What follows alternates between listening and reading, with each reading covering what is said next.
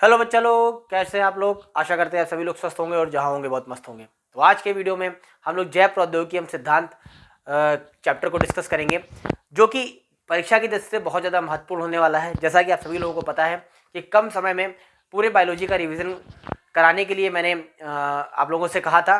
तो उसी क्रम में कुछ इंपॉर्टेंट क्वेश्चन के द्वारा हम इस चैप्टर को रिवाइज कराएंगे और साथ साथ मैं आपसे वादा करता हूँ कि इन सारी क्लासेस से ही आपको इंपॉर्टेंट क्वेश्चन आपके एग्जाम में मिलेंगे। तो फटाफट आज का वीडियो स्टार्ट करते हैं। जो वीडियो को फर्स्ट टाइम देख रहे हैं, वीडियो को लाइक करें, चैनल को सब्सक्राइब करें, साथ साथ बेल आइकन प्रेस करना ना भूलें, जिससे उनको नए नए नोटिफिकेशन मिलते रहे। तो जैसा आप देख पा रहे हैं कि आज हम लोगों ने जो कुछ इंपॉर्टेंट क्वेश्चन लिए हैं वो क्वेश्चन कौन कौन से हैं, पहले हम देखते हैं कि महत्वपूर्ण प्रश्न कौन से हैं इस चैप्टर के। तो जैसे पहला प्रश्न है महत्वपूर्ण प्रतिबंधन एंजाइम।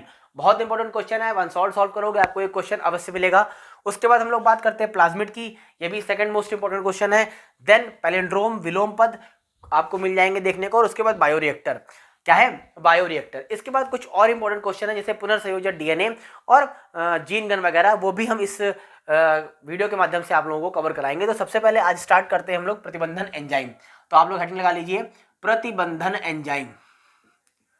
प्रतिबंधन एंजाइम बहुत ध्यान से पढ़िएगा, साथ साथ नोट्स बनाते चलिएगा। इसको बोलते हैं रिस्ट्रिक्टेड एंजाइम, ठीक है ना। अब ये प्रतिबंधन एंजाइम है क्या? ठीक है, हुआ क्या था कि रिवाइज करा रहे हैं, नोट्स बनाते चलिएगा। की पॉइंट्स है 1963 में दो एंजाइम्स खोजे गए थे। दो एंजाइम खोजे गए थे 1963 में, दो एंजाइम खोजे गए थे। अब इन दो एंजाइम में से क्या था? जो पहला एंजाइम था, जो एक तो पहला एंजाइम जो था, पहला एंजाइम क्या करता था? मिथिल समूह को डीएनए से जोड़ता था। डीएनए से जोड़ता था। और जो दूसरा एंजाइम था, ये दूसरा एंजाइम डीएनए को काटता था। इसी दूसरे एंजाइम को क्या कहा गया? एंडोन्यूक्लियेज एंजाइम कहा गया। क्या कहा गया? एंडोन्यूक्लियेज एंजाइम।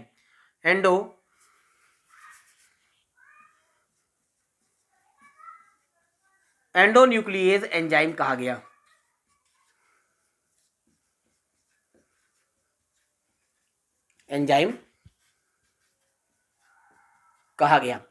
बात ये आती है कि ये जो एंडोन्यूक्लियस एंजाइम है, ये क्योंकि डीएनए को वांछित पदों पर काटता है, डीएनए को वांछित खंडों पर काटता है, इसीलिए इसका एक नाम और रखा गया। इसको बोलते हैं मॉलिक्यूलर सीजर यानी आणविक कैंची। इसी को आणविक कैंची के नाम से भी जाना जाता है, क्योंकि ये एंडोन्यूक्लियस एंजाइम क्या करता है? डीएनए को वांछित पदों पर काटता है। कुछ निश्चित पद होते हैं, निश्चित जगह होती है, वहां से इनको कट करता है, इसलिए इसको आणविक कैंची भी कहते हैं। लेकिन अभी तक ये क्लियर नहीं हो रहा है कि इसको प्रतिबंधन एंजाइम क्यों कहा गया। तो बेटा ऐसा था, ये जो एंजाइम खोजे गए थे, ये एंजाइम क्या करते थे? ये जो एंजाइम खोजे गए थे, ये एंजाइम क्या करते थे? ई कोलाई एक बैक्टीरिया है, ई कोलाई में जीवाणु भोजी की वृद्धि को रोकते थे, प्रतिबंधित करते थे। की वृद्धि को रोकते थे या प्रतिबंधित करते थे, इसलिए इनको प्रतिबंधन एंजाइम कहा गया। इसलिए इनको क्या कहा गया? इसलिए इनको प्रतिबंधन एंजाइम कहा गया। एक बार ध्यान से देख लेना प्रतिबंधन एंजाइम क्या होते हैं।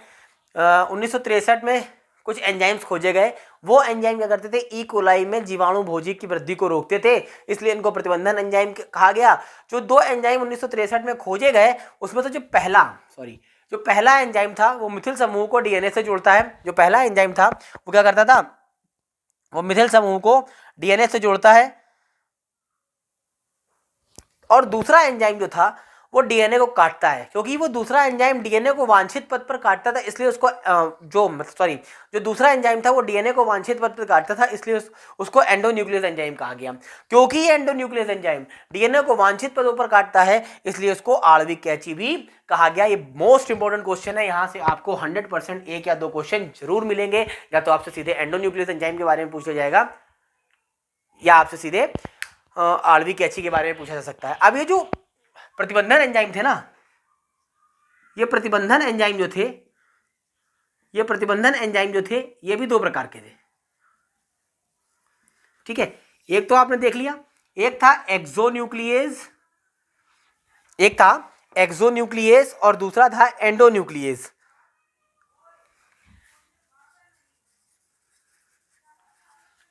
और दूसरा था एंडोन्यूक्लियस, ठीक है। पहला था एक्सोन्यूक्लियस और दूसरा था एंडोन्यूक्लियस। अब इनके बारे में आप लोग समझ लीजिए ढंग से, ये क्या है एक्सोन्यूक्लियस और एंडोन्यूक्लियस। तो एक्सोन्यूक्लियस और एंडोन्यूक्लियस में अंतर क्या है समझ लो, ठीक है। एक्सो माने होता है बाहर, एक्सो मीन्स क्या होता है, एक्सो माने होता है बाहर, यानी ये जो एंजाइम था डीएनए के बाहर वाले पदों को काटता था। ये जो एंजाइम था क्या करता था, डीएनए के बाहर वाले पदों को या डीएनए के सिरों पर काटता था। ये एंजाइम क्या करता था, डीएनए के सिरों पर काटता था, सिरों पर काटता था। जैसे मान लीजिए ये डीएनए है, ठीक है, 5' 3', तो ये एक्सोन्यूक्लियस इस सिरे पर काटता था, ठीक है ना। एक्सो माने होता है बाहर। अब अगर हम एंडोन्यूक्लियस की बात करें तो एंडोन्यूक्लियस क्या करता था, यहां डीएनए को विशिष्ट स्थान पर काटता था। कहां काटता था, विशिष्ट स्थलों पर काटता था,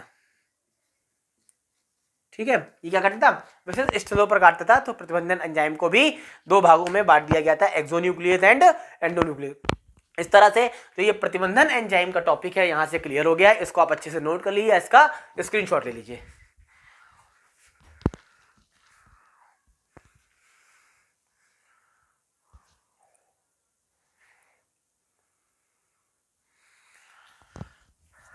चलिए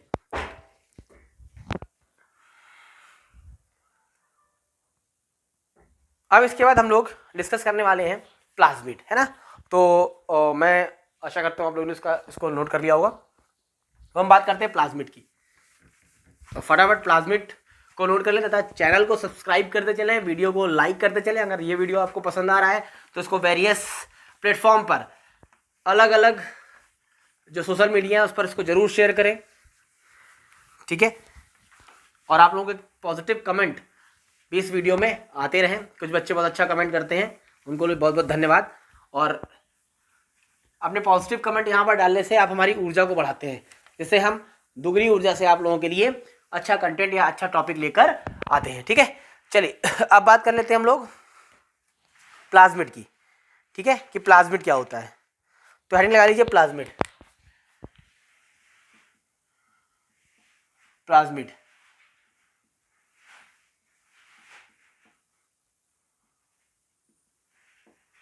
प्लाज्मिड, ठीक है। अभी प्लाज्मिड क्या होता है इसको समझ लीजिए। आप लोग भी हेडिंग लगा लीजिए प्लाज्मिड, मेरे साथ साथ नोट्स बनाते चलें। हाँ, अगर मेरे साथ साथ नोट्स बनाते चलेंगे तो ये फायदा रहेगा, आपका रिवीजन अच्छे से होगा, ठीक है। तो अगर हम प्लाज्मिड की बात करें तो प्लाज्मिड क्या होता है,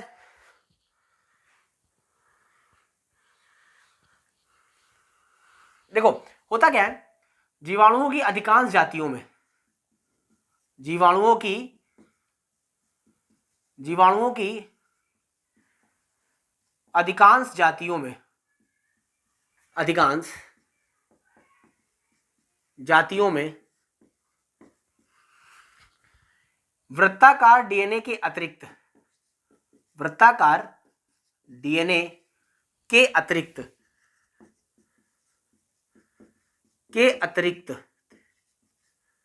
अन्य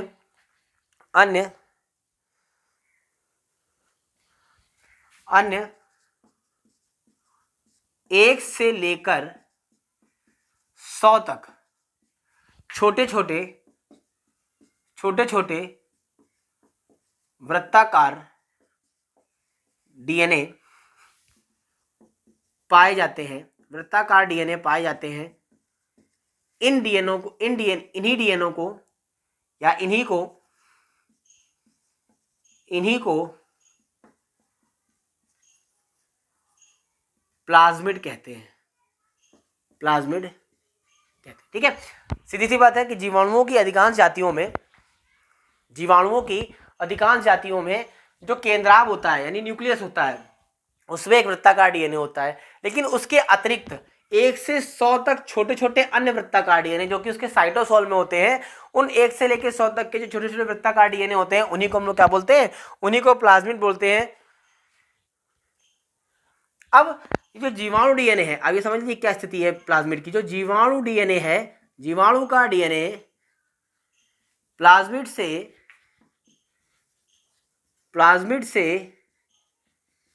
1000 गुना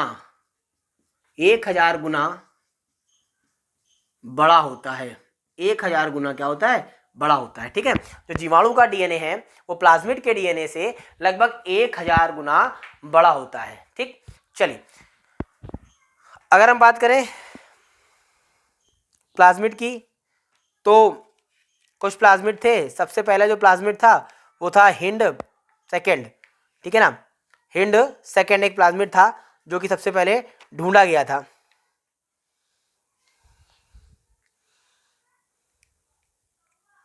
ठीक, तो इस तरीके से ये हो गया प्लाज्मिड। ठीक है, प्लाज्मिड क्या है, जीवाणुओं के अधिकांश जातियों में वृत्ताकार डीएनए कहते हैं, अन्य 1 से 100 तक छोटे छोटे वृत्ताकार डीएनए होते हैं, इन्हीं को हम प्लाज्मिड कहते हैं। जीवाणु का डीएनए प्लाज्मिड के डीएनए से लगभग 1000 गुना बड़ा होता है। यहाँ प्लाज्मिड क्लियर हो गया, आप लोग इसको नोट कर सकते हैं या इसका स्क्रीनशॉट ले सकते हैं।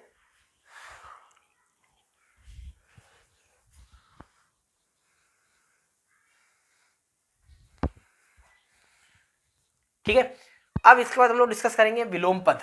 ये विलोम पद क्या होते हैं, ठीक है ना, विलोम पद क्या होते हैं। तो मैं इसको इरेज कर रहा हूं यहां से या इसको नीचे लिख देता हूं। विलोम पद देखिए क्या होते हैं। विलोम पद को इंग्लिश में बेटा पैलिंड्रोम्स कहते हैं, पैलिंड्रोम्स कहते हैं। और पहले ध्यान से इस चीज को समझिएगा।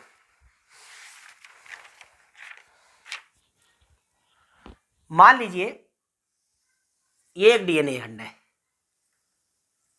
ठीक है, ये एक डीएनए खंड है और ये है 5-3', ठीक है, और एक दूसरा डीएनए खंड भी ये है और इसको मान लेते हैं 3'5'। ठीक, अब ये दोनों डीएनए खंड है, ठीक है। अब इन पर क्या है, कुछ क्षार होते हैं, GATTC, ठीक है, यही क्षार यहां पर भी होगा, GATTC,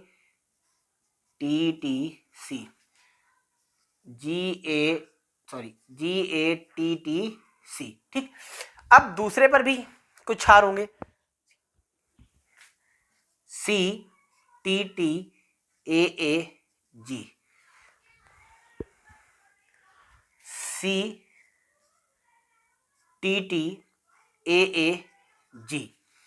CTTAAG। अब आप लोगों को कुछ दिखाई दे रहा होगा, यहाँ पर कुछ अंतर दिखाई दे रहा होगा, यहाँ पर आपको कुछ अंतर दिखाई दे रहा होगा। और वो अंतर क्या है, आप देख रहे हैं कि यहाँ पर GATTC है, ठीक है ना, और यहाँ पर क्या हो गया, CTTAAG, यानी जस्ट उल्टा हो गया। ये खंड क्या हो गए, जस्ट उल्टे हो गए, है ना। G के बाद C आ गया, A के बाद T आ गया, A के बाद देखिए यहाँ पर GAA था तो जस्ट उल्टा हो गया, CTTAG हो गया, CTTA जस्ट उल्टे हो गए, विलोम हो गए। इन्हीं को कहा जाता है विलोम पद। क्या कहा जाता है, इन्हीं को कहा जाता है विलोम पद। तो लिखो बेटा, लिखो, प्रत्येक जीव के डीएनए में कुछ ऐसे छोटे छोटे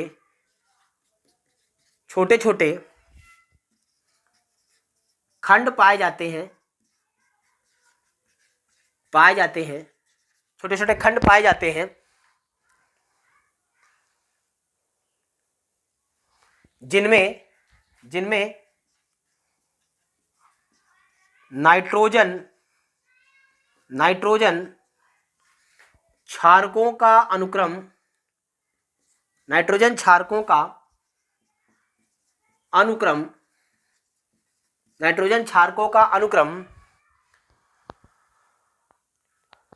डीएनए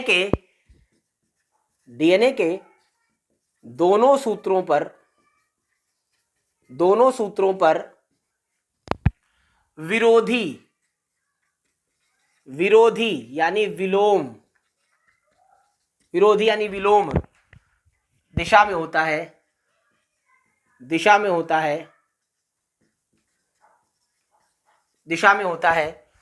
विरोधी यानी विलोम दिशा में होता है।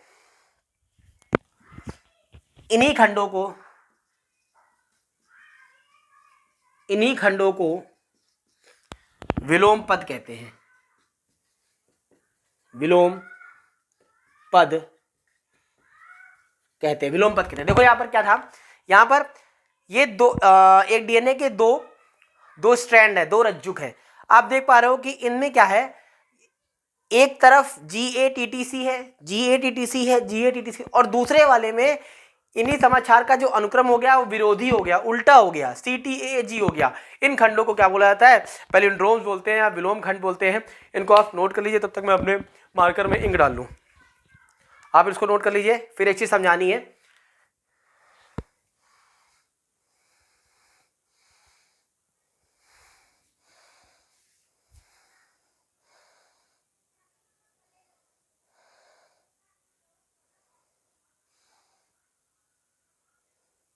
चलिए, ठंड के कारण इंक भी लगता है सूख गई है।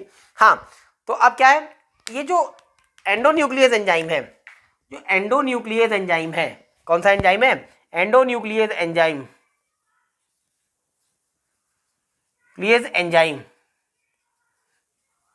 वो बेटा इन्हीं विलोम पदों पर डीएनए को काटता है। आपने अभी डेफिनेशन लिखी तो लिखा था कि जो एंडोन्यूक्लियस एंजाइम है वो डीएनए को किसी विशिष्ट स्थल पर काटता है। वो विशिष्ट स्थल वो होते हैं जहां पर उसको ये विलोम पद मिल जाते हैं, यानी पैलिंड्रोम जहां पर मिल जाते हैं वहां पर ये उसको क्या कर देता है, आसानी से क्या कर देता है, काट देता है। क्या करता है, आसानी से इसको काट देता है। ठीक है ना, आसानी से क्या करता है, इसको काट देता है। तो इसको आप नोट कर सकते हैं, स्क्रीनशॉट ले सकते हैं इसका।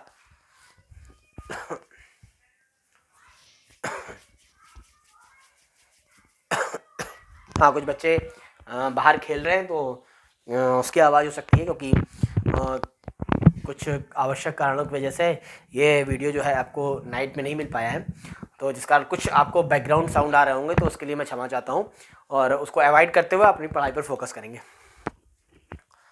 इसको आप नोट कर सकते हैं।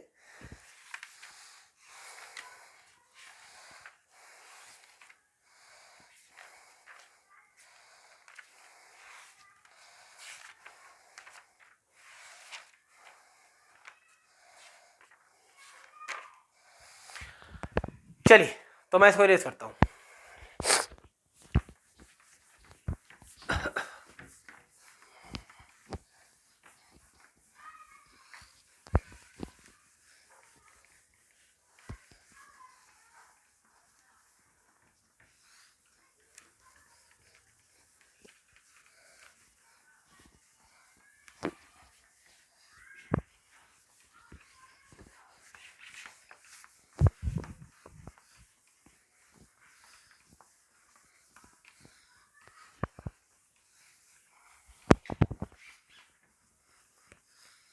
चलिए, इसके बाद एक क्वेश्चन इसमें छूट रहा था, वो क्वेश्चन था जेल इलेक्ट्रोफोरेसिस।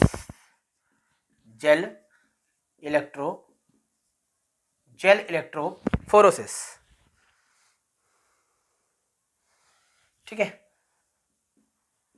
ये क्वेश्चन इसमें ये छूट रहा था, जेल इलेक्ट्रोफोरेसिस वाला, और ये भी बहुत इंपॉर्टेंट क्वेश्चन है।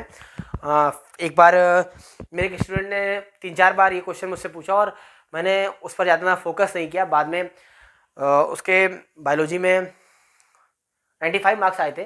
बोलो तो सर अगर आपने जेल इलेक्ट्रोफोरेसिस बता दिया होता ना तो 99 के आसपास होते।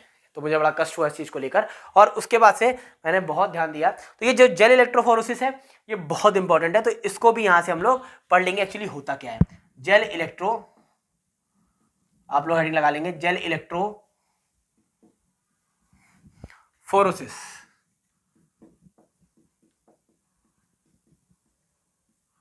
जेल इलेक्ट्रोफोरेसिस, ठीक है, लगा लीजिए आप लोग हेडिंग।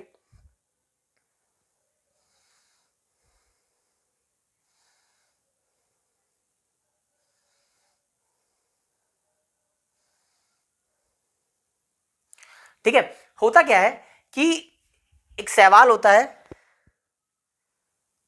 शैवाल जो समुद्री शैवाल होते हैं, समुद्री शैवाल, समुद्री शैवाल से एक पदार्थ पृथक करते हैं, उसको बोलते हैं एगारोज। एगारोज, एगारोज, ठीक है, क्योंकि ये एगारोज जेल की तरीके होता है, जेल, ठीक है। इस एगारोज को क्या करते हैं, एक प्लेट पर लगाते हैं, यहां पर एगारोज लगाते हैं इस तरीके से, और एक तरफ एनोड होता है और एक तरफ कैथोड होता है। एक तरफ एनोड होता है, एक तरफ क्या होता है, कैथोड होता है। और इस पर जैसे ही विद्युत प्रवाहित की जाती है, क्या प्रवाहित की जाती है, विद्युत प्रवाहित की जाती है। तो जब हम विद्युत प्रवाहित करते हैं तो विद्युत प्रवाहित करने पर क्या होता है, डीएनए के जो बड़े बड़े खंड हैं वो एक तरफ आ जाते हैं। डीएनए के जो बड़े बड़े खंड है वो एक तरफ हो जाते हैं और डीएनए के जो छोटे छोटे खंड है वो दूसरी तरफ चले जाते हैं। डीएनए के जो छोटे छोटे खंड हैं वो दूसरी तरफ चले जाते हैं, और इसी विधि को क्या बोलते हैं, जेल इलेक्ट्रोफोरेसिस बोलते हैं। और इसी के द्वारा डीएनए के छोटे बड़े खंडों को पृथक किया जाता है। इसी के द्वारा क्या किया जाता है, डीएनए के छोटे बड़े खंडों को, छोटे बड़े खंडों को पृथक किया जाता है, पृथक किया जाता है। डीएनए के छोटे बड़े खंडों को इसी के द्वारा क्या किया जाता है, पृथक किया जाता है। अब इसकी डेफिनेशन लिख लो। डेफिनेशन लिखना है तो आप लिख सकते हैं कि जेल इलेक्ट्रोफोरेसिस द्वारा ही डीएनए के छोटे बड़े खंडों को पृथक किया जाता है। इस विधि में समुद्री शैवाल से प्राप्त उत्पाद एगारोज जेल में, एगारोज जेल में जब विद्युत आवेश प्रवाहित करते हैं तो बड़े टुकड़े एक तरफ और छोटे टुकड़े एक तरफ हो जाते हैं, जिन्हें ethidium bromide, ethidium bromide, ethidium bromide, ethidium bromide द्वारा अभिरंजित किया जाता है। अभिरंजित माने क्या होता है, रंगना, अभिरंजित किया जाता है। इथिडियम ब्रोमाइड द्वारा अभिरंजित किया जाता है। अब ये इथिडियम ब्रोमाइड क्या है, ठीक है, ये जो इथिडियम ब्रोमाइड है इसका उपयोग डीएनए और आरएनए को डीएनए और आरएनए को अभिरंजित करने के लिए करते हैं, जिससे इसको आसानी से देखा जा सके। अभिरंजित करने के लिए करते हैं। किसका उपयोग, इथिडियम ब्रोमाइड का प्रयोग क्या करते हैं, डीएनए और आरएनए को अभिरंजित करने के लिए करते हैं। तो जेल इलेक्ट्रोफोरेसिस क्या है, इस विधि द्वारा डीएनए के छोटे बड़े खंडों को पृथक किया जाता है। इस विधि में समुद्री शैवाल से प्राप्त उत्पाद एगारोज जेल पर जब विद्युत आवेश प्रवाहित करते हैं तो डीएनए के छोटे बड़े खंड अलग अलग हो जाते हैं, और फिर बाद में इन्हें इथिडियम ब्रोमाइड द्वारा अभिरंजित करके देखा जा सकता है। अभी इथिडियम ब्रोमाइड क्या है, इथिडियम ब्रोमाइड एक ऐसा रसायन है जिसके द्वारा डीएनए और आरएनए को अभिरंजित करते हैं। अभिरंजित करने का मतलब क्या होता है कि जब हम किसी को हाईलाइट कर देते हैं तो हमें दूर से दिखाई देता है। तो इस तरीके से अभिरंजित का मतलब क्या होता है, रंग देना, हाईलाइट कर देना। तो ये उन टुकड़ों को हाईलाइट कर देता है, ठीक है। तो ये था जेल इलेक्ट्रोफोरेसिस, एक अदर इंपॉर्टेंट टॉपिक था, इसको भी आप लोग नोट कर सकते हैं, स्क्रीनशॉट ले सकते हैं।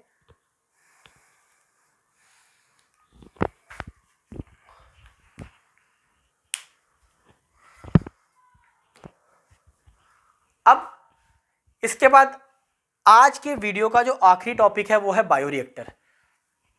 तो इस वीडियो द्वारा आपको 75% ये चैप्टर रिवाइज करा दिया गया है। इसके बाद जो इसमें टॉपिक बचता है वो बचता है डीएनए पुनर्संयोजन और आपका जीन गन विधि। तो ये 2 टॉपिक करने के बाद ये पूरा जैव प्रौद्योगिकी एवं सिद्धांत आपको चैप्टर रिवाइज हो जाएगा। इससे बाहर क्वेश्चन आपसे नहीं पूछे जाएंगे, तो इनको आप लोग जरूर एक बार अच्छे से रिवाइज कर लेंगे। तो आज का वीडियो का जो आखिरी टॉपिक है वो है बायोरिएक्टर। तो आप सभी लोग क्या करेंगे, हेडिंग लगा लेंगे बायोरिएक्टर।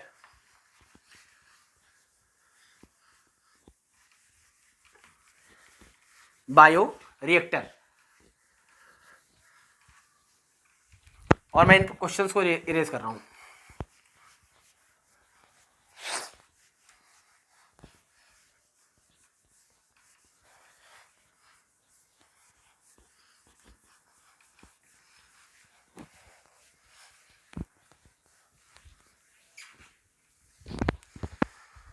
बायोरिएक्टर, बायोरिएक्टर को ही बेटा विलोडित होज भी कहते हैं। बायोरिएक्टर, इसी को बेटा हम लोग बोलते हैं विलोडित होज, ठीक है। और इसका क्वेश्चन कई बार आया है कि संरचना का वर्णन कीजिए, ठीक है ना। क्या करिए, संरचना का वर्णन कीजिए। बायोरिएक्टर यानी विलोडित हौज। ये आप देख पा रहे हैं बोर्ड पर एक चित्र है जो कि बायोरिएक्टर का है, ठीक है। अब अगर बायोरिएक्टर के चित्र में आप देख पा रहे होंगे तो सबसे ऊपर मोटर लगा हुआ है, उसके बाद फोम ब्रेकर लगा हुआ है, फिर उसके बाद स्टेराइन एयर का सबसे नीचे दिया हुआ है, फिर स्टीम स्टेलाइजेशन का दिया हुआ है, acid base and pH control दिया हुआ है। ये रिएक्टर एक तरीके से अनुकूल परिस्थितियां प्रदान करता है, ठीक है ना। क्या प्रदान करता है, अनुकूल परिस्थितियां प्रदान करता है। देख लीजिए, देखो यह एक ऐसा पात्र है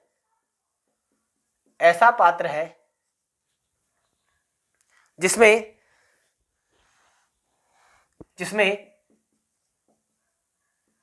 पौधों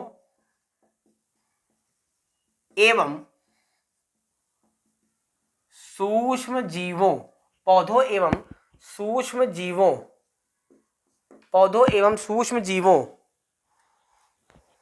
जंतुओं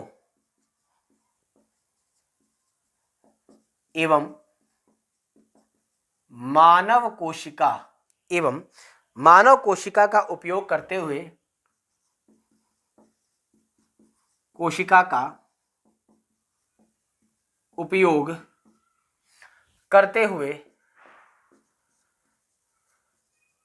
करते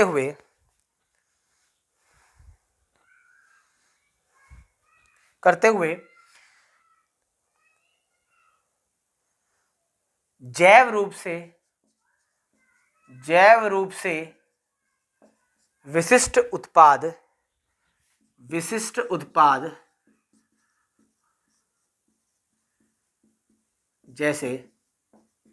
जैसे एंजाइम आदि में परिवर्तित किया जाता है।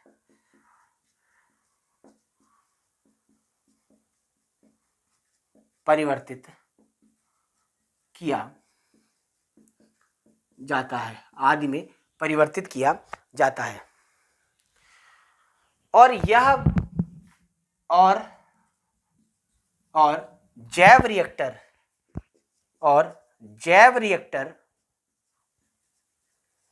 जैव रिएक्टर इन उत्पादों को प्राप्त करने के लिए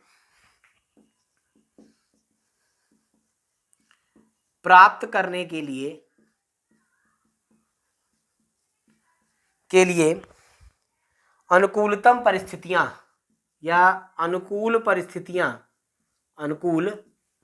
परिस्थितियां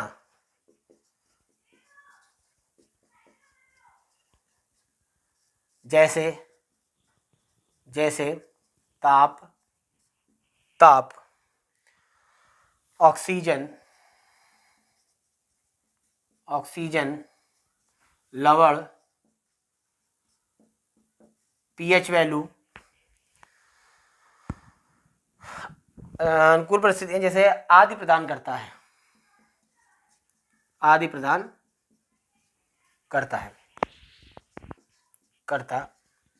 ध्यान से देखिए इसको ध्यान से देखिए।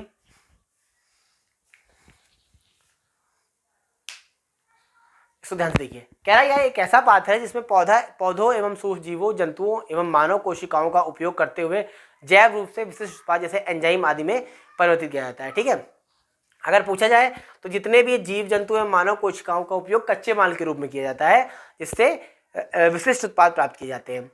एक्चुअली ये जैव रिएक्टर क्या करता है, इन उत्पादों को प्राप्त करने के लिए अनुकूलतम परिस्थितियां प्रदान करता है। जैसे क्या हो गया, ऑक्सीजन हो गया, लवण हो गया, पीएच हो गया, ये सारी अनुकूलतम परिस्थितियां प्रदान करता है। अगर इसकी संरचना की बात करें, ठीक है, तो अगर हम इसकी संरचना की बात करें तो ये एक कैसा होता है, ये एक बेलनाकार पात्र होता है। जैसे आप देख पा रहे हो कि यह एक क्या होता है, बेलनाकार पात्र होता है।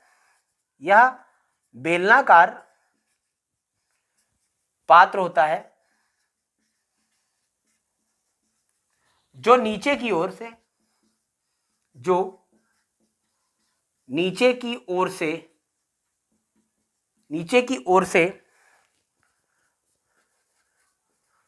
घूमा होता है। नीचे की ओर से क्या होता है, घूमा होता है। इसमें घूमा होता है। इसमें ऑक्सीजन भली भांति मिश्रित होती रहती है।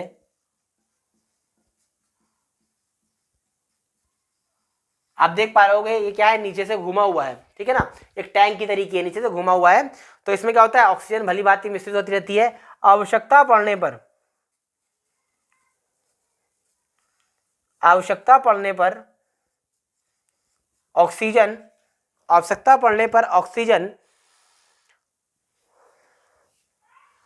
ऑक्सीजन को इसमें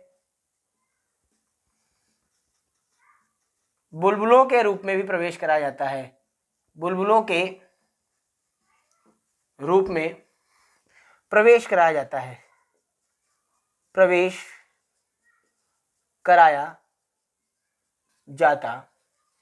ठीक है, तो ये था बायोरिएक्टर यानी विलोनित हौज, जो कि कई बार पूछा जा चुका है। तो इस तरीके से जो आज का टॉपिक था जैव प्रौद्योगिकी एवं सिद्धांत, उस टॉपिक को यानी उस चैप्टर को इंपॉर्टेंट क्वेश्चन के द्वारा हमने यहाँ पर रिवीजन कराने की कोशिश करी है। और ये सारे ऐसे क्वेश्चन हैं जो आपको अनसॉल्व सॉल्व करते समय जरूर मिलेंगे। इससे 2 क्वेश्चन बचते हैं, एक तो पुनर्योजी डीएनए और दूसरा जीन गन। पुनर्योजी डीएनए इस चैप्टर से बहुत महत्वपूर्ण क्वेश्चन है, इसलिए इसका एक अलग क्लास लगेगी। नेक्स्ट क्लास उसी की होगी और उसमें क्या होगा, उसको अच्छे से समझाया जाएगा। साथ साथ उसको बताने के बाद ये पूरा जो जैव प्रौद्योगिकी सिद्धांत चैप्टर है वो पूरा आपका रिवाइज हो जाएगा। इसके बाद नेक्स्ट उसके उपयोग के बारे में हम लोग डिस्कस करेंगे। तो लगातार चैनल पर बने रहें, वीडियो को लाइक कर लें, चैनल को सब्सक्राइब कर लें और साथ साथ वीडियो को लास्ट तक देखें। हमने कई बार देखा है बच्चे बीच में वीडियो को छोड़ देते हैं। वीडियो को छोड़ने की जरूरत नहीं है, जब आप वीडियो को लास्ट तक देखेंगे तभी आपको इंपॉर्टेंट चीज़ें उसमें कवर होंगी। कभी कभी ऐसा लगता है कि स्टार्टिंग में कुछ चीज़ें जो हमने पढ़ रही हैं वो हमें अच्छे से तैयार है तो इसको हम छोड़ देते हैं। नहीं, पूरा देखिए उसको। जो तैयार है वो रिवाइज्ड होगा, और इस समय रिवीजन की बहुत ज़रूरत है।